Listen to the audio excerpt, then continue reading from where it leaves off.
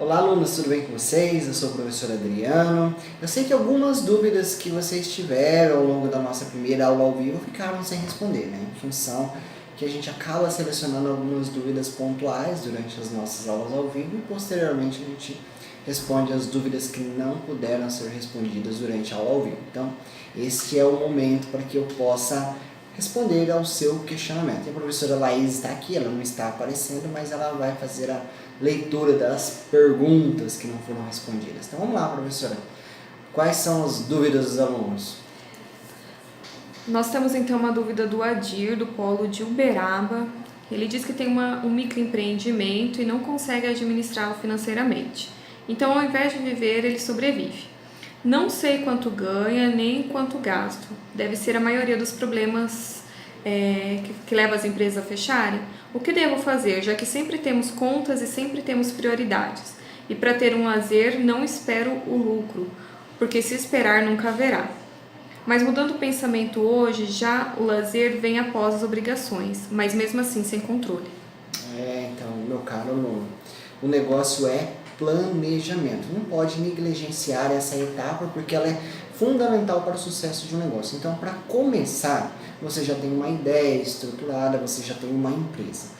Comece a elaborar o plano de negócio para você entender como que é o funcionamento, qual é a estrutura para dar uma cara, uma identidade para a sua empresa, identificando ali oportunidades, ameaças no ambiente. Após você elaborar o plano de negócio, o resultado ele vai te dar uma visão financeira em relação ao todo. Quanto que você precisa investir, em quanto tempo você vai recuperar esse investimento, quanto que você precisa ter no seu fluxo de caixa. Então, todos esses controles que você mencionou, você vai ter em mãos para que você possa tomar uma decisão pautada no planejamento. E é isso que diferenciam os empreendedores de sucesso, porque eles se planejam, né? Eles buscam informações e na medida em que eles buscam informações, eles acabam aprendendo muita coisa, adquirindo novos conhecimentos. Vamos lá, professora. Próxima. O Andreu, do polo de Curitiba, está perguntando qual é a importância da elaboração de um planejamento estratégico de negócios. O planejamento estratégico de negócio está dentro do plano de negócio. É uma das etapas de elaboração do plano de negócio. É onde você cria uma identidade para a empresa através da missão, dá um direcionamento, um caminho para que a empresa possa seguir, que é a visão, os objetivos.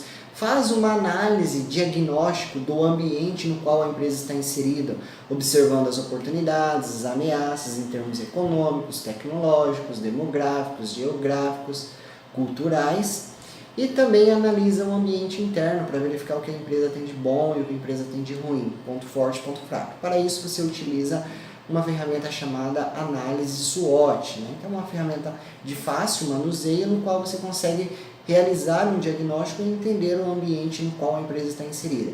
Todas as empresas devem realizar um planejamento a curto, a médio e a longo prazo, em todas as suas áreas, tanto no nível estratégico, mais alto escalão da organização, quanto no nível operacional, que é o famoso chão de fábrica. Então, planejar é fundamental para que as empresas tenham um caminho que ela possa avaliar as atividades que elas estão exercendo, os resultados, e quando aquilo estiver acontecendo do jeito que ela planejou, você pensa em ações para melhorar ainda mais. Se algo não está saindo conforme planejado, você realiza e elabora um plano de ação para que você possa consertar esse caminho e garantir que a empresa esteja sempre no rumo certo. Então, o planejamento é de fato fundamental.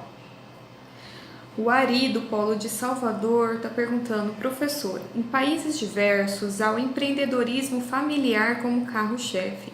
Qual a razão de no Brasil não funcionar bem? Falta de planejamento. Normalmente eles têm boas ideias, mas essa questão do brasileiro querer fazer tudo na questão do que tange a flexibilização, o famoso jeitinho brasileiro, você acaba deixando de lado o planejamento porque você sabe que você vai dar um jeito para tudo. Essa capacidade de improvisação, isso acaba refletindo de forma negativa para as empresas porque elas não se planejam, né? Elas não antecipam situações futuras que possam impactar diretamente no seu negócio. Então, os países de primeiro mundo, eles já preparam esses empreendedores para que eles possam ter uma noção básica de como empreender para garantir o sucesso do negócio. O Israel, do Polo de Joinville, está perguntando: qual a melhor maneira de alavancar o empreendedorismo no Brasil? Com a implementação de novas políticas públicas de incentivo ao empreendedorismo ou redução da carga tributária trabalhista? Eu acho que as duas coisas, né? Nós passamos recentemente pela reforma trabalhista. Também precisamos que o governo dê incentivos para que os empreendedores possam criar o seu negócio sem tanta burocracia. Hoje, em média, no Brasil, leva-se 72 dias para você conseguir uma liberação para iniciar um negócio. Em Portugal, por exemplo, é apenas 3 dias. Em países como a Nova Zelândia, é apenas algumas horas, porque a burocracia é muito reduzida. Além do mais, o governo precisa criar condições de acesso a financiamento para que os empreendedores se sintam engajados, motivados a empreender.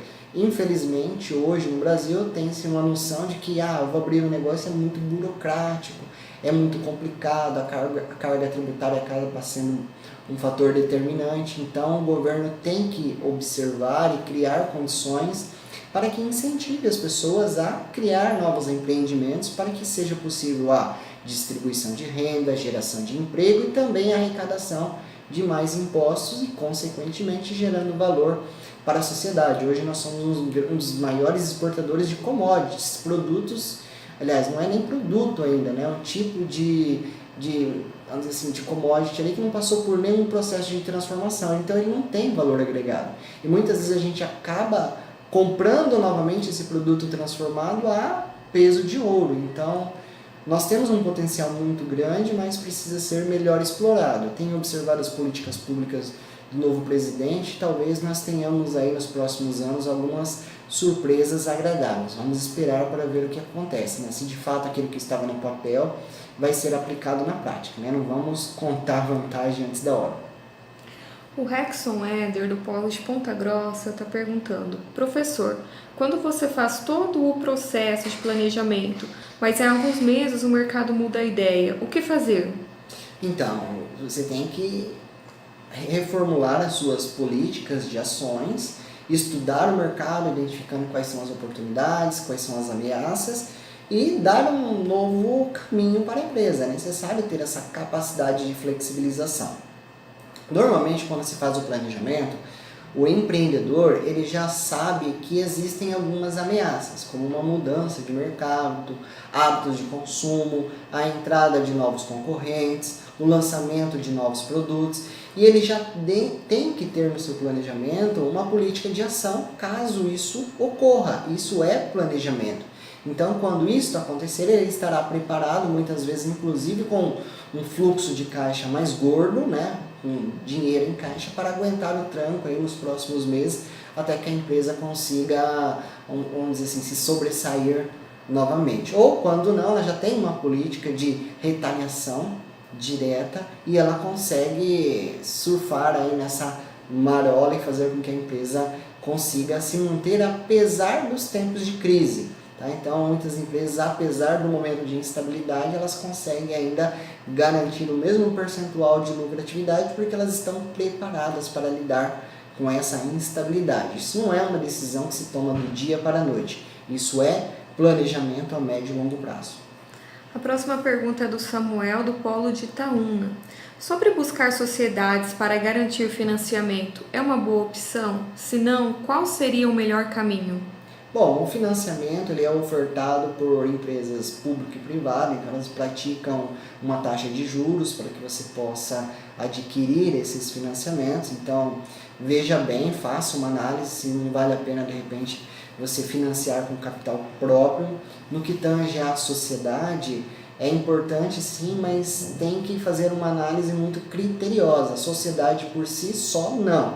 Tem que ser pessoas que complementem as habilidades, né? Por exemplo, um grande erro dos empreendedores é chamar um amigo, um familiar, porque se dá bem ali no ambiente de entretenimento, no dia do churrasco, no dia do futebol, mas esquece que na hora que envolve decisões que vão direcionar o futuro do negócio, as coisas se tornam muito complicadas. Então é importante pesar muito bem na hora de escolher um sócio que venha de fato complementar as habilidades e que tenham convergência no pensamento.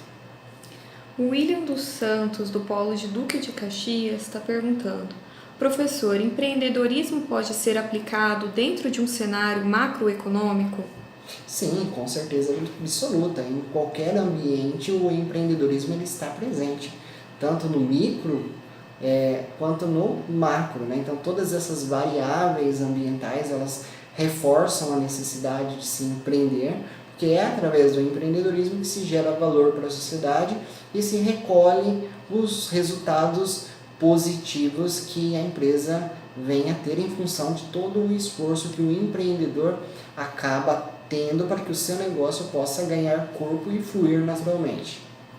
Nossa próxima pergunta é do Guilherme, do Polo de Apucarana, que está perguntando: professor, trabalho o dia inteiro, é possível que eu abra um negócio para atuar durante a noite no começo?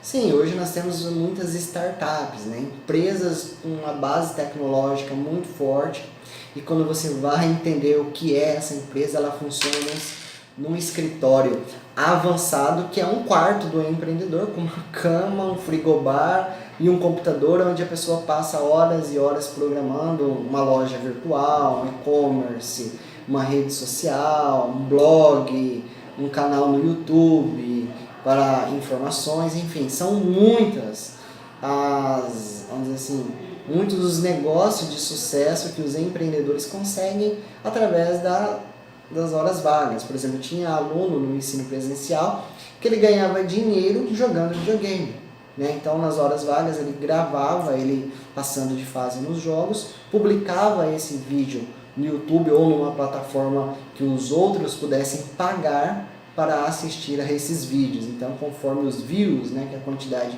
de visualizações aumentava, mais dinheiro ele ganhava. Tinha pessoas que patrocinavam esses vídeos. Então, existem muitas áreas muito bacana para você empreender. No YouTube tem vários canais com milhares de visualizações, onde pessoas que têm conhecimento de uma determinada área postam um vídeo mostrando o dia a dia daquela profissão. Tem um canal chamado Aviões e Músicas, que toda vez que acontece alguma coisa com um avião, por exemplo, ele entra, grava um vídeo e disponibiliza.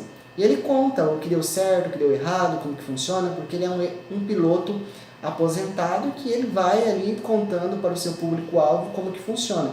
E dá milhares de visualizações. E o YouTube acaba pagando por aquele serviço, porque a quantidade de pessoas interessadas é muito grande. Então, muitas vezes esses vídeos são inclusive patrocinados. E a nossa última pergunta é do Jefferson, do Polo de Medianeira. Investir ou empreender? Como saber qual é o momento de fazer os dois? Olha, investir em empreender, né? Qual é o melhor momento? Você tem que fazer uma avaliação em relação aos seus riscos, né? Você é um empreendedor que está disposto a correr riscos, então você precisa fazer uma avaliação que tange aos seus rendimentos, o seu ambiente familiar, a sua condição enquanto pessoa, né? Então, existem momentos da vida que são mais propícios para investir em riscos que são mais elevados, que é normalmente no início da carreira profissional, onde essa pessoa ainda não é casada, não tem filhos, não tem muitos compromissos, então ela é uma pessoa mais disposta a correr riscos elevados, mas de forma planejada. Agora, uma pessoa que já tem uma família, já tem filhos, tem muitas responsabilidades, precisa contar com um ganho financeiro regular, aí essa pessoa ela precisa correr um risco moderado, né, que é um risco no qual ela tenha uma garantia de retorno, porque ela precisa desse retorno para ter assegurar a sua subsistência. Então é necessário fazer essa avaliação do momento em que o empreendedor ele se encontra, mas tanto na juventude quanto numa idade com mais experiência, todas elas propiciam inúmeras condições para empreender. Ok? Então é isso, meus caros alunos, minhas caras alunas. É um prazer estar aqui respondendo as perguntas de vocês e nos vemos aí na próxima aula. Um grande abraço. Tchau!